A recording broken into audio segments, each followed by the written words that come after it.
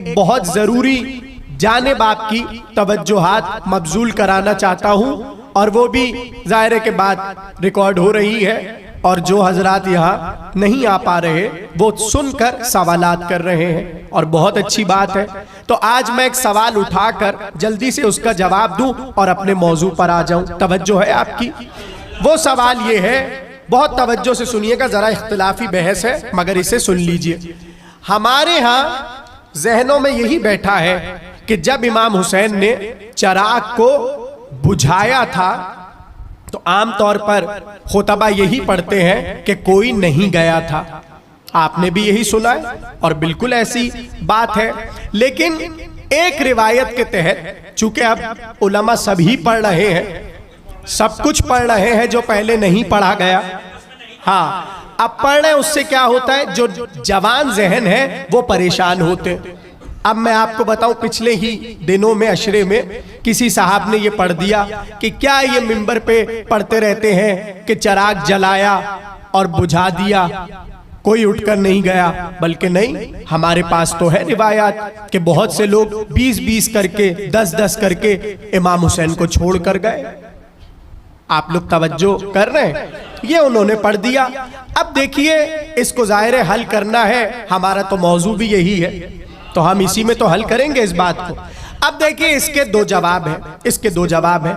पहला जवाब ये कि अगर इन रिवायात को कबूल किया जाए कि जब इमाम हुसैन ने चिराग को, जले हुए चिराग को बुझाया और कोई नहीं उठकर गया, और दूसरी रिवायात में है कि हाँ कुछ तो उठकर गए थे, तो अब आपको एक ही तरीका इससे बचने का निकालना पड़ेगा कि चिराग एक बार नहीं 2 बार बुझाया गया।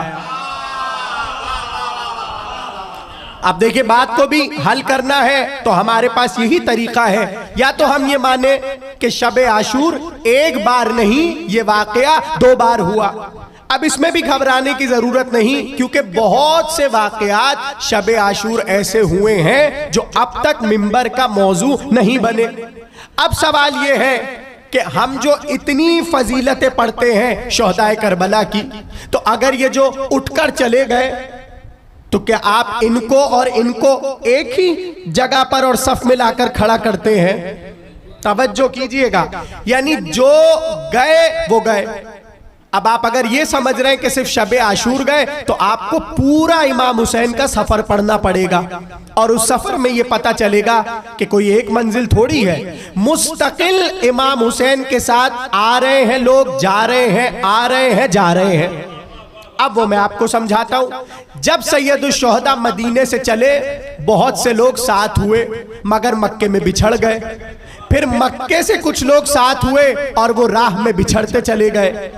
तवज्जो से सुनिए, इसी तरह इमाम हुसैन जो पूरा रास्ता तय कर रहे हैं और सफर तमाम कर रहे हैं, उसमें बहुत आ रहे हैं और बहुत से जा रहे हैं। ये जितनी फजीलतों का मंबा और फजीलतों का मरकज है, वो लोग नहीं हैं जो जा रहे हैं।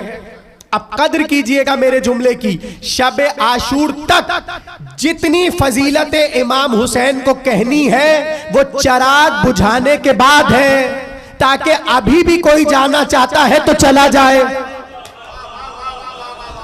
अब इसको हम अपनी जबान में छलनी का नाम दे देते हैं।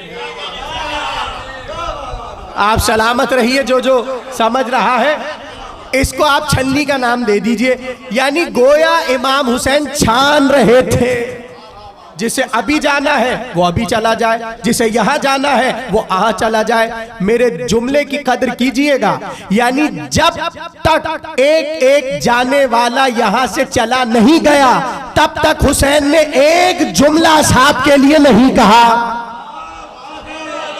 ये मैं तहकीक से कह रहा हूं, मैं रिसर्च करके कह रहा हूं, आप देखिए और उलमा से पूछिए। यानी जो जुमले इमाम हुसैन ने शब-ए आशूर कहे असहाब के लिए, वो इमाम हुसैन पहले ही कह देते। इमाम हुसैन मुंतजिर हैं कि जिन्हें जाना है वो चला जाए। और अब जुमले की कद्र कीजिएगा, जब इमाम हुसैन ने फजीलते शोहदा में जुमला कह दिया, उसके बाद कोई नहीं गया। गौर से सुनिए इन बातों को और ये महफूज हो जाए। जब इमाम हुसैन ने शान असहाबे हुसैन में जुमला कह दिया, उसके बाद आए हैं लोग, गया कोई नहीं है।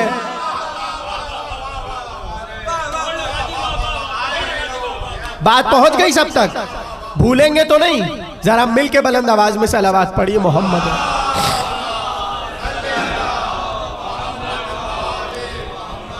अब मैं देख रहा हूं कि आप लोग को थोड़ी परेशानी भी हो रही है कि भाई ये क्या बात हो गई, हम तो कुछ सुने आ रहे थे। अब भाई हमने तो इब्तिदा नहीं की ना इन मौजूआत की, आपने छेड़ा तो अब हमें जवाब भी देना है, वरना हम तो खुद कायल नहीं है ऐसे मौजूआत मिंबर पे पढ़ने के कि जिससे जहन मुंतशिर हो। लेकिन अगर अभी भी किसी को ये बात समझ नहीं आ रही तो मैं इसे और आसानी से समझा दूं, इसलिए कि वो बात आप लोगों की है और आपके साथ ये सब होना है। सुनना चाहते हैं? जब आपके इमाम जो आने वाले हैं आएंगे तो अब पता है लिखा क्या है, बहुत से लोग पीछे नमाज भी पढ़ेंगे, बैयत भी करेंगे, इमाम का कहा भी मानेंगे और वहां भी इमाम छानना शुरू करेंगे और मुख्तलिफ तरीकों से नमाज पढ़ा चुके, अपने पीछे नमाज पढ़ा चुके, बैयत करवा चुके, उसके बाद की भी मंजिलों में ये लिखा है कि इमाम कुछ काम ऐसे करते चले जाएंगे और अपने ही पीछे हटते चले जाएंगे। उसमें एक सबसे अहम मरहला कौन सा है? जब किसी को दरख्त पे लटका के जलाया जाएगा तो अब तक जो बैयत में थे, कलमा पढ़ रहे थे, इमाम का कहा मान रहे थे, जैसे ही जलाया जाएगा अब इमाम इज़्ने खुदा से उन्हें दोबारा ठीक कर देंगे। लीजिए छलनी दोबारा आ गई। अब यहां बहुत से लोग कहेंगे अरे इनको तो हम बुरा कहते थे, ये तो ठीक हो गए और इनके जिस्म में मोजज़ा हो गया, चलिए इनको छोड़ के अब इनको मान लेते हैं। कुछ समझ रहे नहीं समझ रहे? इमामत को समझना आसान नहीं है, तभी मासूमीन ने दुआएं तालीम की है कि हमेशा अपने अकीदे की हिफाजत की दुआ करो, इसलिए कि मुमकिन है पूरी जिंदगी तुम्हारी अच्छे अकीदे पर गुजरे और आखिरी जुमला ऐसा कह जाओ कि पूरी जिंदगी बर्बाद हो जाए। बस इसी को समझाने के लिए ये सारी चीजें बताई गई। तो अब अगर किसी को अभी भी ये बात नहीं समझ आ रही तो वो इस तरह समझ ले कि भाई जितनी असहाबे हुसैन के लिए फजीलतें आई वो उनके लिए हैं जिन्होंने अपनी जानों के नजराने पेश किए। तो जब ये बात तय है, ये बात तय है, तो अब अगर कोई चला गया तो आप उसे असहाब कह क्यों रहे हैं? भाई यही कहना था। अब अगर कोई शिया मौलवी मिंबर पे बैठ कर कहे असहाब तो चले गए थे, आप उन्हें असहाब कह क्यों रहे हैं? भाई इसी पे तो हमारा झगड़ा है। जिन्हें नबी का सहाबी कहा जाता है हम उन्हें सहाबी मानते ही नहीं।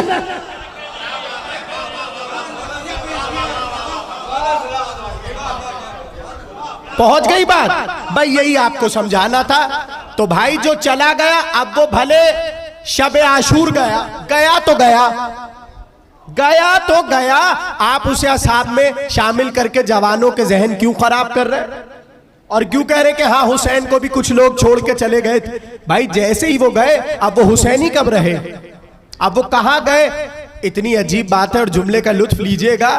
10-10, 20-20, 40-40 करके उठे। हमें इससे सरोकार नहीं है कितने उठे कितने नहीं उठे। हमारा तो सवाल यह है जो उठ गए उनमें एक का नाम भी किसी को नहीं पता।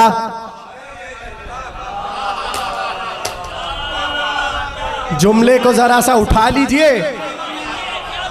जो गए उनका आज तक किसी को नहीं पता और जो रह गए वो आज भी हुसैन के साथ सो रहे। उनके नाम महफूज हो गए, चाहे वो जियारत के जरिए, और इतनी करामत मिल गई कि 1400 बरस बाद भी जिक्र उन्हीं का हो रहा है और मकाम मदहा में हो रहा है। तो अब कोई बात समझ आई कि नहीं आई? अब आज की तकरीर में मैं जरा ये समझाना चाहता हूं कि मासूमीन की निगाह में ये क्या है। इसलिए कि हमें शख्सी तकरीरें करनी है और इनका इश्क हुसैनी बताना है, लेकिन आज ये बताना है कि निगाह मासूम में इनकी फजीलत क्या है, इनका मकाम क्या है। तो शुरू करूं तकरीर। अली गुजर रहे हैं और दूर अली को करबला नजर आई और असहाब अली के हैं। हाँ, अब वो सिफीन से आते हुए या जाते हुए, दोनों तरह की रिवायत है। दूर से अली ने करबला को देखा और अब जुमला सुनिए और खुश हो जाएंगे, ऐसा जुमला है। अली ने दूर से देखकर कहा, ये उन आशिकों की सरजमीन है। क्या सनत पाई है खुदा की कसम। अली का पहला जुमला, ये उन आशिकों की जमीन है ना जिनसे पहले ऐसे शहीद गुजरे, ना जिनसे पहले ऐसे शोहदा गुजरे, ना इनके बाद ऐसे आएंगे। कदर करें जुमले की। अली कह रहे हैं, नासिरान खुदा, अली ने कहा ऐसी आशिकों की सरजमीन है कि ना इनसे पहले ऐसे गुजरे और ना इनके बाद ऐसे आएंगे। और अगला जुमला कैसे सुनेंगे आप। अली ने कहा ना पहले इनसे ऐसे गुजरे ना इनके बाद आएंगे। और सुनो, कोई इनसे आगे नहीं बढ़ सकता, कोई इनसे सबकत नहीं ले जा सकता। सबकत तो बहुत दूर की बात है, कोई इनके बराबर नहीं पहुंच। अगर ये जुमला पहुंच गया तो अब मैं आपसे सवाल करूं और उस थोड़ा सा फंसा के उसका जवाब दूं। सबकी तवज्जो है। फिर जुमला अली का सुनिए, ना इनसे पहले ऐसे शहीद हुए। अब देखिए, शहीद का लफ्ज कहकर अली ने हर शहीद को शामिल कर दिया, हर जमाने का शहीद। अली ने कहा ना इनसे पहले ऐसे गुजरे ना इनके बाद ऐसे आएंगे। चलिए, इनसे कोई सबकत नहीं कर सकता और कोई इनके मकाम तक नहीं पहुंच सकता। तो या अली, ये तो बताइए जो खुद आपकी मोहब्बत में मारे गए। मैं ज्यादा आगे नहीं जा रहा, एक नाम लेता हूं, मीसम। सलावत पढ़े मोहम्मद और आले मोहम्मद।